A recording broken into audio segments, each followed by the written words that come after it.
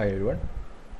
So we'll having another lecture on Android programming. This is module number 5 of the subject EC312 Object Oriented Programming. So in this lecture we are going to see how we can set up an Android environment in our system. So there are many tools available for Android which can be used to develop applications for the Android operating system. So we look at the main tool, which is the Android Studio, how we can download it, install it, and create a new project through which we can develop a simple hello world application. So the main tools required for Android development is the Java development kit and Android Studio.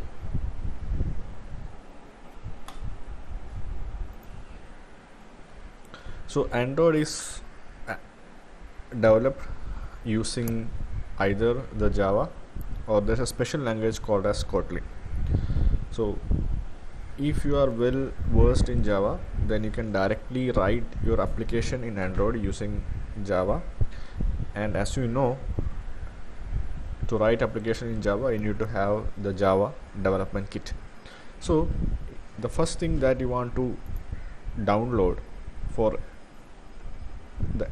creating the environment is the Java development kit.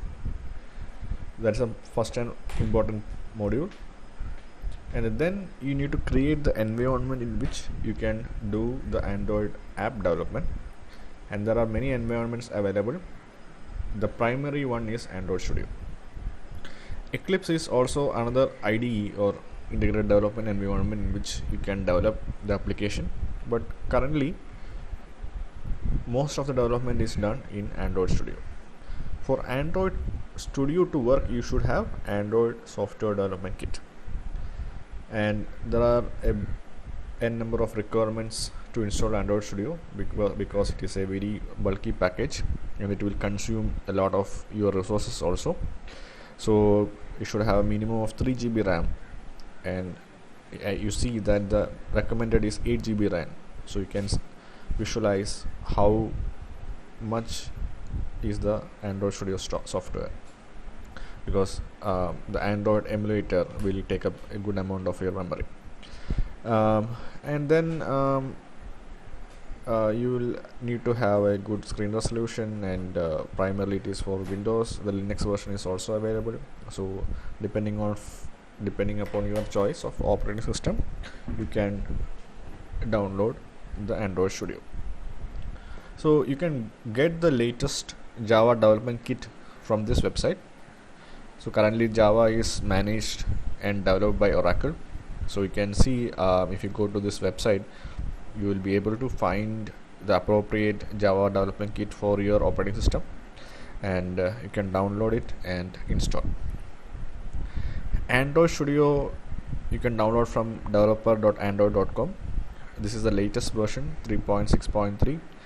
The size is pretty huge, it's around 700 MB, and even after you install or download and start installing, you can see that Android Studio will again download some extra bit of components which it requires for building the Android project. So once you download the exe file from Android Studio and double click the setup, you can see that this window appears. This is a welcome Android Studio setup. This is a bit older version, it's not 3.6.3, but the new version is almost identical. So you can just click next. It will ask for whether you want to install Android virtual device. It's an important part of our Android application in which we can simulate the application that we are writing in our Windows operating system itself. So give a tick mark for that and you click next. So it will give you a path in which it is going to install. If you want to change the path, you can change it. I would recommend not to change it. Then it will ask for whether you want to install in Android Studio in the start menu folder. You click install, it will start installing. And once it's completed, you can click next, and you can tick the Android Studio and you can say finish. So once it finishes and you click the Android icon, it will come as completed installation. And if you want to import settings of some previous installation, you can import it, or you can say don't import, and it will start up the Android Studio. So this is an older version of Android Studio, because of which you see a bit the newer version is a bit different. It has a blue background. This has a black background, and some bit of a difference are there.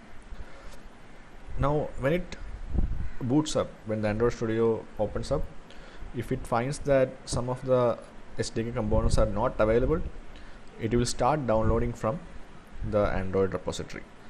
So you should make sure that you have enough data available so that the download will be a successful one. And the data, you need to have a good amount of data. Make sure that you have at least 1 GB remaining. And once it boots up, it will show the welcome wizard, and which shows that Android can be used in mobiles, watches, TV, car, or any other platform. You can click next. It will give you some tips, or it will give you whether you want to have a dark theme or a light theme. You can select the theme that you want, click next, and then it might list you some components that it still needs to get from the repository. So you can see that about 1.1 GB components are still more required, apart from the 700 MB you have downloaded for Android Studio. So it is better, you should make sure before installing Android Studio that you have enough data available in your pack. Once you are sure to install all of this, you can click finish. Now it will start downloading and installing the packages mentioned in the previous slide. So this will take a good amount of time to install, because there are a lot of packages to be downloaded and it needs to be installed. Depending on your system configuration, it will take more time to install or less time. So this is your download window. Now once it's installed, then it starts this window, which is the starting point of your project. So in Android Studio, what we are going to do is we are going to create a new project, using which we will code the Android application. We will also simulate the Android application, through which we will see that how the application works in actual mobile. So to illustrate that, let me start my Android Studio. So I have already Android Studio opened here. So this is 3.6.3, while that you are seeing in the slide is 3.2.1. So this is a bit older version, one is the newer one. So let me start new Android Studio project. So as I told earlier, Android Studio is a very bulky software. It will take good amount of time to start each and every things. My system is of very less RAM, so you might need to wait for some time to start everything. Okay, so once you click the project, then it will show you a screen in which you have tabs like phone and tablet, Wear OS, which is basically watch, TV, automotive, and Android things. So this is called as an activity. If you look at your mobile, so whatever you interact with the software, the screen that you see for interaction with a software, Android's application, is called as an activity. And we will see more of activity later. So we'll just select. So basically we are going to develop a simple hello world application where hello world is printed in the Android device. So we'll select Android empty activity, click next. So I can choose an application name.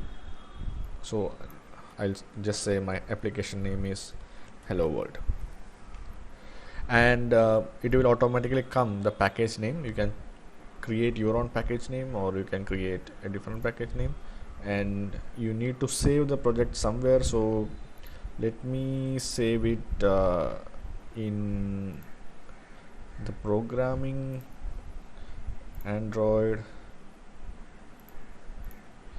projects. Okay, so as I told earlier, the Android application development can be done in multiple languages. Kotlin is the newest language, or Java. So let me select Java because Java is the one which is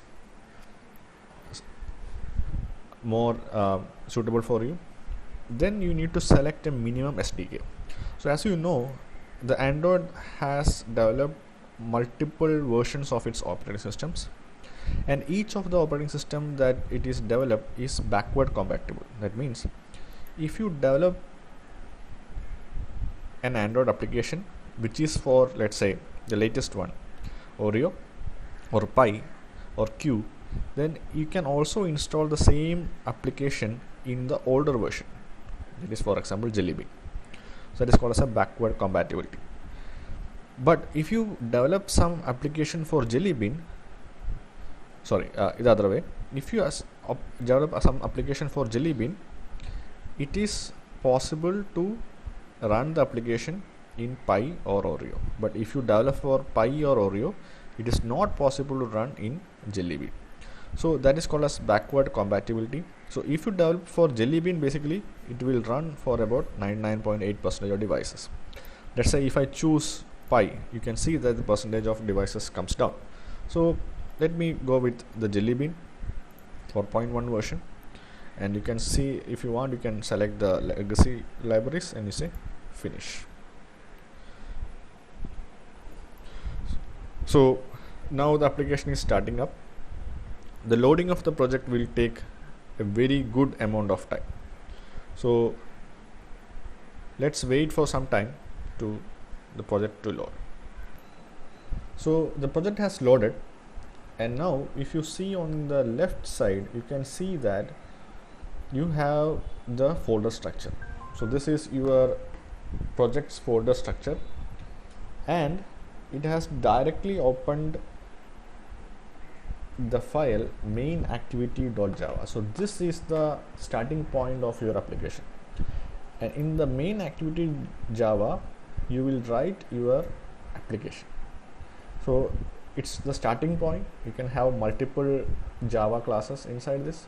So you can see the main activity is an extended version of app compact activity class.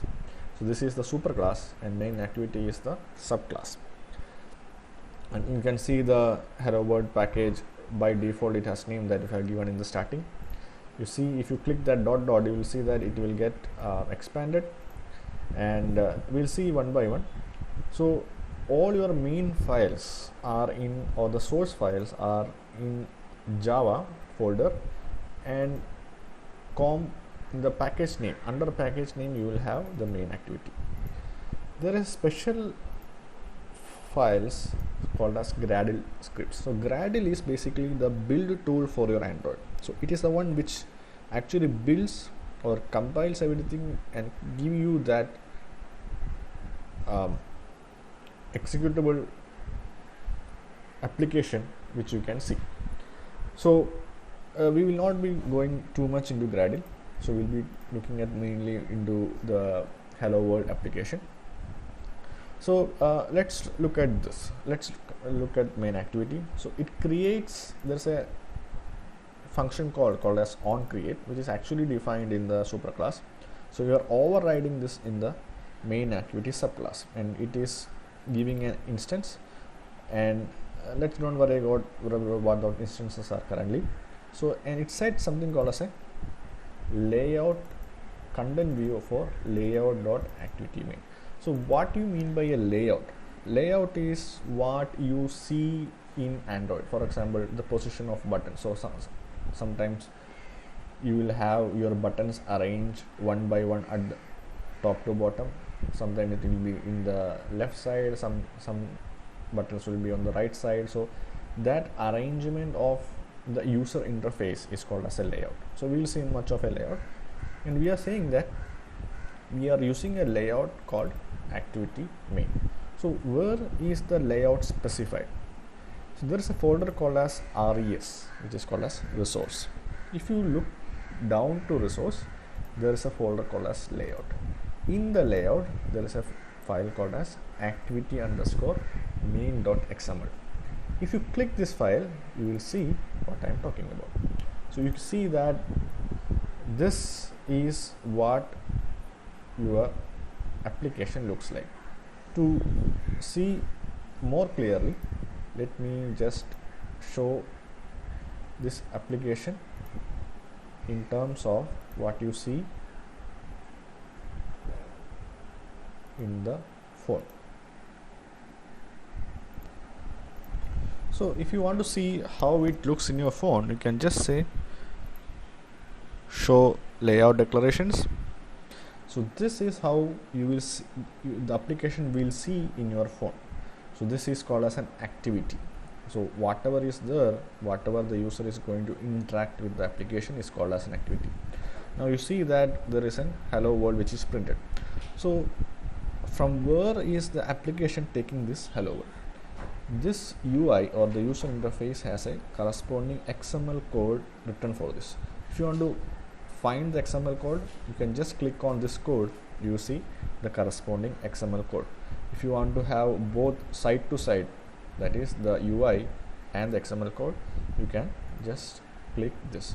Now you see there is something called as a text view. So hello world is a text and that you are viewing, and there are some other XML code here. It says the context is main activity, which is from main activity.java, and you set width and height and everything.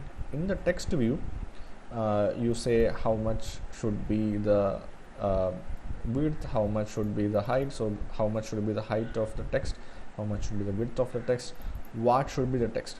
So here it is said hello world. So let me just change this to EC312.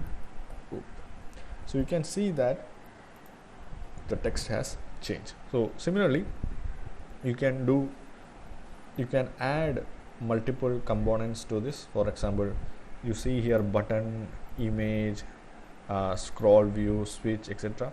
So you can just drag and drop and add to it into this.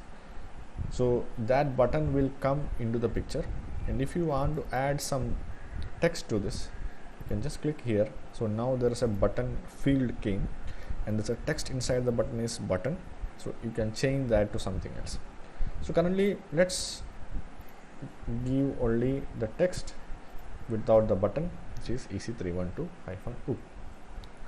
Now let's say now there is an important file for Android which is called as Android manifest.xml. This is the single most important file for your application. Here you will specify what is your application name, what are the activities that you are going to do, what are the messages that you are passing between the activities, what are the services you are running, etc., etc. So we will look deeper into this. So you see that the Android manifest file has the package from which you are getting the application. You say the backup allowed true. Now icon. So from where you should get the icon. So when you see, you have an icon for application which you see in your home screen. So the icon here is taken from at mipmap/ic_launcher. So where is this icon stored? So you see that in Rust there is a mipmap. Inside mipmap there is a IC_launcher, and IC_launcher has multiple icons or the same icons in multiple formats. So this is the icon that you are going to see of your application. So now the label is what should be the label under the icon, and you see that it is string/app name. So if you go to Rust, if you go to values in Rust, there is something called as a string.xml file. You see that the app name is hello world. So if I change this to EC312-OOP, so this is your new app name that will be coming under the icon. So coming back to activity, Android manifest.xml. Now round icon, if your icon should be round, from where it should be taking, again it is mip map slash IC underscore launcher underscore round. So again, if you look at mip map, go down and there is the list of icons. There is something called as supports RTL. So you can write your language right to left or left to right. So RTL is right to left or left to right. For example, if you are using Arabic, you are writing from right to left. If you are using English or any other language, it is from left to right. So it can be set to true, which means it can support both versions of the language. Theme, again it is from style slash app theme. So style is inside dress, values, styles, and you see that there is something called color primary dark, and color accent. So and the corresponding values of the color is mentioned in the left side.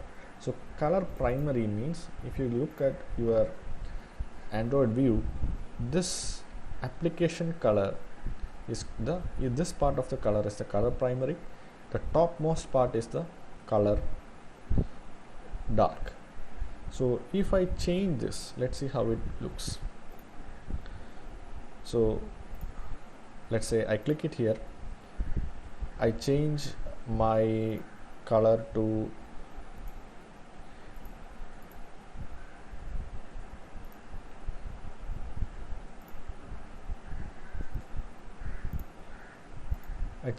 the color to a custom color, let's say dark orange. Primary also I'm going to change to a much more darker color, or let me put it light and dark, and color accent let be same as the itself. So now if I save this and let's go to the activity XML, so you can see that the colors got changed. So to illustrate it further, so let me just search as blue.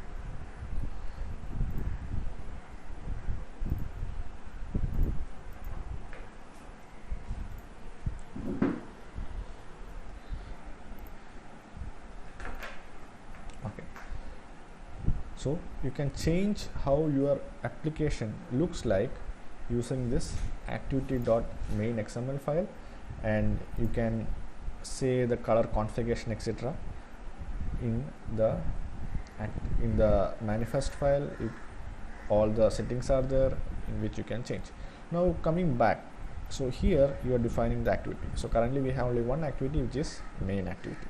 In the main activity you have defined something called an indent filter. So we will be discussing what indents are, and there are some XML code written for the indents, and indents is basically a message which is being passed from other activities or from other content providers etc. Okay, so now you have the hello world. Now how will this hello world looks in your application? For that, to simulate that, you need to have something called as a Android virtual or AVD, Android virtual device. So currently I have installed the virtual device for Nexus 1 and Pixel 2. If you are installing app for the first time, if you click it here, you will see only open AVD manager. So let's open our AVD manager. Now when you open AVD manager, for me it shows Nexus 1 API 2 and Pixel 2 API. In your case it will not show this. If you are using for the first time, it will only show create virtual device. If you click create virtual device, it will list all the devices that the virtual device manager supports. Mostly it is the devices from Google, and I would suggest select a device which is not of high configuration, because it will slow down your system. So Nexus 1 is of low configuration, that is why I selected that. Also you can select any device of TV, watch, tablet or automotive, and then you click next. Now when you click next, it will show the available Android versions for the device which supports in AVD. So this you need to select and download. If you are using R, which is the latest version, you need to click and download, and this is of high size, which is around 1.1 GB. So make sure you have enough data for this to install. So currently let's go back and let me just continue with the current one of the devices. So I'll select Nexus One API 22, which means I think Jelly Bean, and then I'll just click the run button. So when you click the run button, it will take a lot of time for the emulator to run, and it will show up a mobile screen with the app installed. So let me just run this. It will take some time. You can see that two processes are running. If you click the two processes, you can see the AVD starting, and we'll see how it looks after display.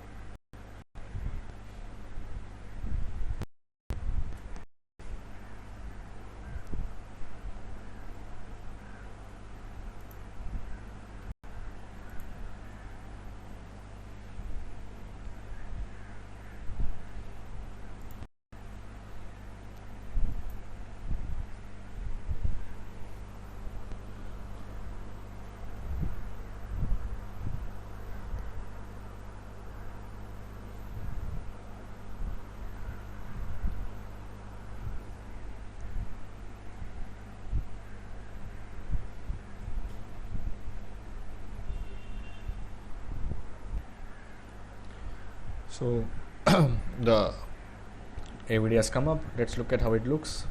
So this is actually a Nexus One mobile in which the Android OS is installed, along with, if you look into the applications, you can see that there is an application called EC313-OOP. If you click it, you can see how it looks. So this is basically what we have designed in our activity main.xml file.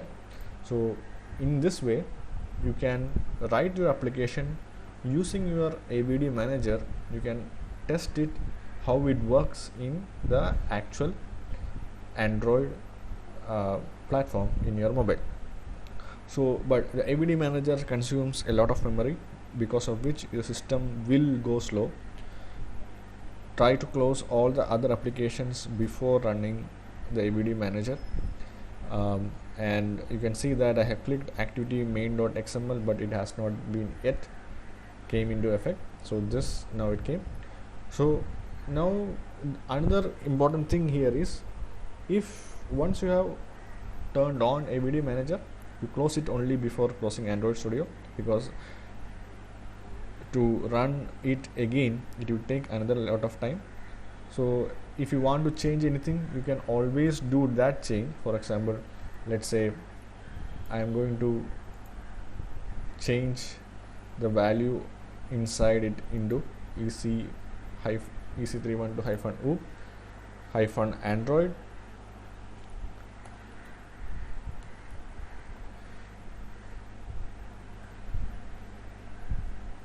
Now let's say I want to see how it looks in my mobile. So what I can do is, instead of turning it on again, you can just click this button here, run the button, and the Android will start building using the Gradle, and then it will deploy it into your mobile application, which is in the AVD manager. So again, since the Gradle is building, it will take a lot of time to build. So be patient for some time if your system is slow or have a lesser configuration. So now the build is finished. It has deployed it. Let's see how it looks. So now if you look at the application, you can see that now your application has printed EC312-OOP-Android. So whatever changes you make in this application structure in Android Studio, you can directly deploy it using the Android virtual device by selecting the appropriate device, and you can see how it actually looks in your mobile. Now this is an Android virtual device manager. You can connect your own mobile into this, and then you can see you need to install some driver software for a mobile, for the mobile to get detected here. It will list the mobile in this section, where in available devices it will list your mobile name, and then you want to enable USB debugging in your mobile, and then you can directly, using the run button, you can directly deploy it into your mobile. So the mobile is connected to your laptop via the USB. and then you can see how it runs in your actual mobile. So coming back to our presentation, so if you look at here,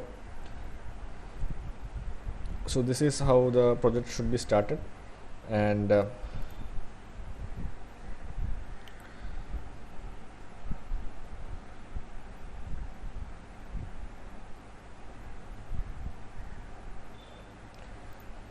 so you can start the project, give the application name, give the company domain, etc.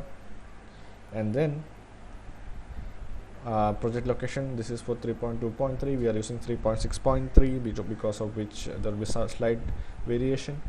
You can select whether you are developing application for phone, tablet, watch, TV, or Android, other Android things. So this here they have selected Ice Cream Standard, which will approximately works for 100% of devices. And you can select an activity, you can select any of the activities mentioned above.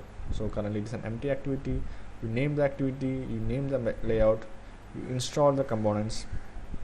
It will show you the project screen where you will have manifest, Java, REST folders, and in the Java folder you will have main activity, and main activity extends from app compact activity. Main activity has one overridden function called or method called onCreate, which accepts a saved instance state. And then you can set the layout here. In the Android manifest file, you can set the name or the label under your icon and all other things that we have discussed. So the activity is for main activity. You can configure what is to be done in the main activity inside the Android XML file. And this is how the activity underscore main.xml file looks like, where you will have the UI part, and you can also select whether you want to view the text view, etc. in this one, and you can view the corresponding text view. So these are the things that we will discuss in the Android environmental setup part of this lecture. We will not be doing much of a coding in Android, but if you want to do some amount of coding, I hope this lecture will help you in setting up your basic environment. Thank you.